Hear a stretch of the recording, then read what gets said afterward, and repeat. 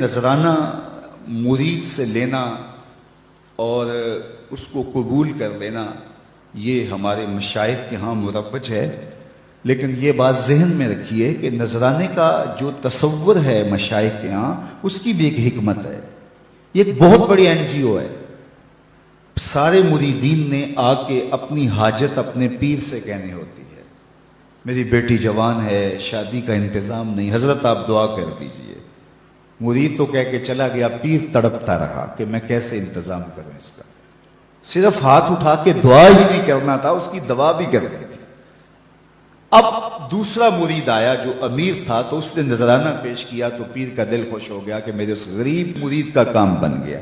پھر اس کو بلایا اور چپکے سے اس کی عزت نفس کو ملحوظ رکھتے ہوئے اس کے ہاتھ میں دے دیا کہ بیٹا جاؤ اور اپنی بیٹی کی شادی کر لو۔ یہ ایک بہترین طریقہ کار ہے، غریبوں کو دو اور امیروں سے لو۔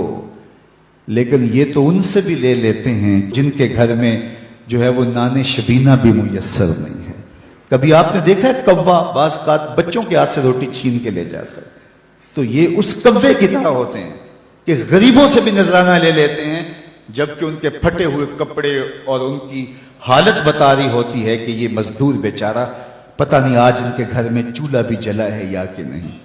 علامہ اقبال کا معروف واقعہ ہے کہ وہ بیٹھے تھے میکلوڈ روڈ والے مکان میں، تو ایک صاحب آئے ان کے پاس جو بہت بڑے پیر تھے اس زمانے کے، تو ان کا ایک مرید لاہور کے دوسرے کونے میں رہتا تھا، تو اسے پتہ چلا کہ میرے پیر صاحب علامہ اقبال علیہ رحمہ کے مہمان بنے ہیں، تو وہ ملنے کے شوق میں آیا اور اس نے کہا کہ حضرت بیٹی جوان ہے اور جن کے ہاں رشتہ طے کیا ہے وہ شادی کا کہہ رہے ہیں، اور میں پہلے ہی 100 روپے کا مقروض، اس زمانے میں 100 روپیہ بھی بڑا ہوتا تھا، اور مزید شادی بھی کرنی ہے، کوئی دعا کیجئے، اور اپنا دکھڑا سنایا۔ پیر صاحب نے ہاتھ اٹھائے، دعا کی اور اس کو کہا بیٹا آپ کو اجازت ہے۔ اس نے جیب میں ہاتھ ڈالا اور ایک 10 روپے کا نوٹ نکالا اور پیر صاحب کو نظر پیش کی۔ انہوں نے چپکے سے لے کے جیب میں ڈال دیا۔ اقبال کی بے ساختہ ہنسی نکل گئی۔ خیر مرید صاحب سامنے تھے تو پیر صاحب نے اس وقت تو کوئی بات نہ کی۔ جب مرید صاحب تشریف لے گئے تو اقبال سے پوچھنے لگے پیر صاحب آپ کیوں ہنسے تھے؟ کہا حضرت میں آپ کی دعا کی قبولیت پہ ہنسا تھا۔ تو آپ کو کیسے پتہ چل گیا میری دعا قبول ہو گئی؟ کہا حضرت جب آپ نے دعا نہیں کی تھی وہ 100 روپے کا مقروض تھا، جب آپ نے دعا کر دی 110 کا مقروض ہو گیا۔ اب اس کو تو دینا چاہیے تھا لیکن آپ نے اس سے بھی لے لیا۔ تو اس پر اقبال نے کہا تھا ہم کو تو میسر نہیں مٹی کا دیا بھی، ہم کو تو میسر نہیں مٹی کا دیا بھی، گھر پیر کا بجلی کے چراغوں سے ہے روشن۔ کم بیش دلہ جو کہہ سکتے تھے رخصت ہوئے، رہ گئے قبروں پہ مجاور اور گول کن۔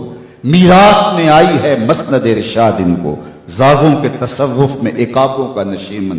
نذرانہ نہیں سود ہے پیران حرم کا، نذرانہ نہیں سود ہے پیران حرم کا، ہر خرقہ سالوس کے اندر ہے مہاجن۔ شہری ہو دیہاتی ہو مسلمان ہے سادہ، بتوں کی طرح پجتے ہیں کعبے کے برہمن۔ تو اس کی تو مدد کرنی چاہیے تھی۔ وہ دکھڑا سنانے آیا ہے، بیٹی گھر کی دہلیز پہ بیٹھی ہے، یہ تو اس سے پوچھو جس کی بیٹیاں جوان ہیں اور ان کو رخصت کرنے کے لیے باپ مجبور ہے، کس طرح اس کی راتوں کی نیند اڑ جاتی ہے اور کس طرح دن کا قرار لٹ جاتا ہے۔ لیکن اس سے بھی 10 روپے وصول کر لیتے ہیں۔ تو آج میں اور آپ دیکھیں کہ ہر ایسا شخص نہیں ہوتا جس سے نذرانہ لیا جائے، کچھ ایسے ہوتے ہیں جن کو نذرانہ دیا جائے۔ پیر ایک ذریعہ بن جاتا ہے، غریب اور امیر کے درمیان ایک پل بن جاتا ہے۔